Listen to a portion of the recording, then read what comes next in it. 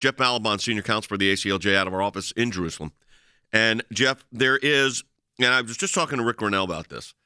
The United States, ever since the Afghanistan pullout, which was such a disaster the way it was handled, is sent a message to the rest of the world that's not very comforting, to say that's being kind.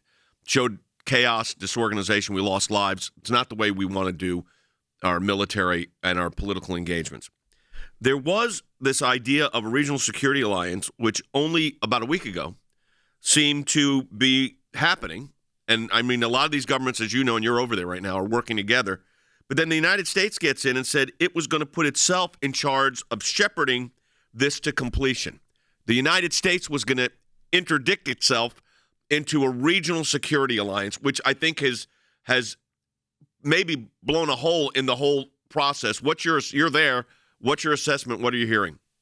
So, yeah, well, in your last segment, Jay, you discussed how this is a very complicated region, and indeed it is. And I would say that for decades, people were looking for solutions. Well, now we're at a stage of, for America, first do no harm. Because thanks to the last administration, changed, as you described, the entire dynamic. Suddenly, there's regional cooperation between parties that have interests that are overlooking decades of enmity against Israel for being a Jewish state. And they're normalizing, and they're now maximizing security arrangements against the very people, the very enemies that America is trying to shove into it. It's impossible for them to have them in their own security arrangements. They're literally the enemy.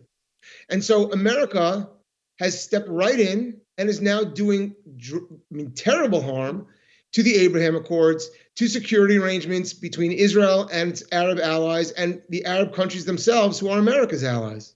You know, it's very interesting, Jeff, when you say the word. I mean, who would have thought we would live to see the day? And I know you worked on the Abraham Accords. I did. Others did with influence on this. It was a great idea to view the Middle East in a wholly different paradigm, to not let the Palestinian situation, the Palestinian question, to interpose itself on every discussion of regional peace and cooperation. So you had all this cooperation, tremendous improvement. You had, I think, more progress with the Abraham Accords than Camp David, Oslo 1 and 2 combined. No question.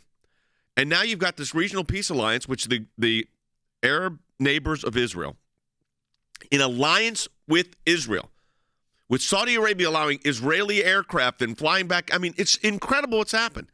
And then the United States cannot leave well enough alone. That's what it seems like to me, Jeff. And we have to get in there and mess this up so that we end up with, so everybody pulls back and say, wait a minute, we didn't think the United States was going to be the overlords of this in the Middle East. Look, let's be clear. The administration likes to use the language of concern for peace and concern for diplomacy.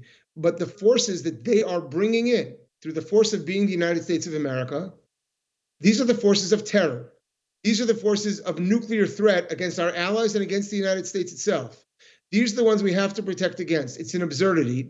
Not only they can't leave well enough alone, Jay, when President Biden and those who work for him talk about the safety and security of Israel, there's nothing behind that. What his goal is in every one of those conversations actually is to help Iran, which is Israel's enemy and America's enemy, and to help the Palestinian Authority, which is Israel's enemy and America's enemy.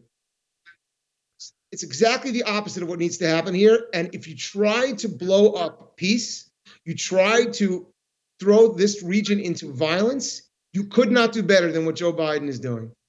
So, you know, you mentioned this, and I think we got to mention that we can't ignore you're in Jerusalem, so you're in Israel, and the ACLJ. And I said, folks, it's an American Center for Law and Justice office in Israel, because we understand what we have to do. But you mentioned Iran. They are so desperate, the administration, for a deal with Iran, even though Iran's bragging that they already have the capacity to create a nuclear weapon. The Israelis, right, left, or center, do not want a nuclearized Iran, nor does Saudi Arabia, nor do the Gulf states. You know, Putin doesn't mind that. Chairman Xi doesn't mind that. But the players in the Middle East, they mind it. They don't want this to happen.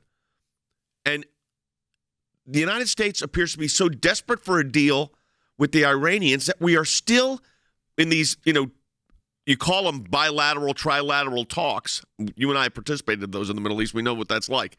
The fact of the matter is, they want a deal so desperately, I'm afraid that they'll come up with something that's going to harm the region even more. Jay, I think you can pretty much guarantee it. They're already doing it now. By Biden's actions, which belie his words, and by his words themselves, he has demonstrated that he does not believe that Israel is sovereign over Jerusalem. He believes that Jews are the occupiers here. He said that. He compared the Palestinians to the Irish and the Jews to Great Britain. Well, the fact is, it's the Jews' indigenous homeland, and the Arabs from Arabia have been occupying it. And he's completely inverted reality here.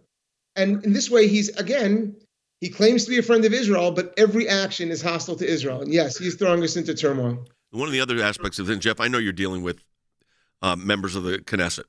And I'm hearing from friends of mine that even the left side of the Knesset, those parties, are very concerned about what the Biden administration is trying to do in this, not just regional cooperation with Iran. Very, very concerned. Look, the Israelis run on a track which is completely understandable. When all is said and done, as impressive as Israeli accomplishments are, and they're extraordinary, we know this. The truth is, it is still living in the most dangerous region in the world, and it's by far the outsider and the one that's most hated as being a bastion of Western liberalism and democracy, and of course, for being a Jewish state. And so the rule has always been, don't say anything to anger America publicly. And really, they showed it, right? I mean, they gave President Biden, the presidential award here as though he were their friend, because America is their friend, but this current leadership is not. So Israel is very afraid to say publicly what they feel, as you say, Jay, left, right, and center. There is no disagreement here across the board that what Joe Biden is doing is catastrophic. They're afraid that it's more catastrophic to speak out against an American president. And that's the bind that they're being put in. You know, it makes it for a very difficult situation. But I want to thank you, Jeff, for your insight on that.